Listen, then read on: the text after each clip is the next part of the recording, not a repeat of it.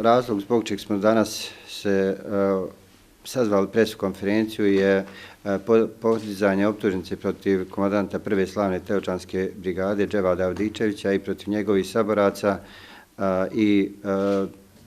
koordinacija Boračkih saveza izražava svoju zabrinutost period kada se podižu te optužnice u ovim momentima koji su, vidimo, po državu opasni i kada se ruši država, ali i period kada se vrši bojkot, odnosno kada pojedini zločinci koji su vodili agresiju i operacije na agresorske vojske na Bosnu i Hercegovinu skrivaju duboko u drugim zemljama. Koordinacija Boračkih saveza daje podršku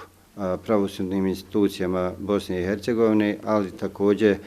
svjesni smo da sve ono što je radila armija Republike Bosne i Hercegovine je odbrana od agresije, odbrana od zla koji je dolazio ne samo od strane naroda koji su živjeli u Bosni i Hercegovini, već od država koje su oko Bosne i Hercegovine, a to su Srbija, Hrvatska i Crna Gora. Poznato je da je, što se tiče učešća prve slavne Teočanske brigade i odbrane na tog prostora Bosne i Hercegovine, Dževad Avdičević dao ogroman doprinos da se sačuva taj prostor i da se na tom prostoru vodila borba sa Valjevskim, sa Užičkim, sa Novosadskim korpusom, koji nisu imali legitimitet, niti su imali pravo dolaziti ratovati u Bosnu i Hercegovinu, i te ljudi koji su predvodili te operacije iz Jugoslovenske narodne armije sa tih prostora danas ne nose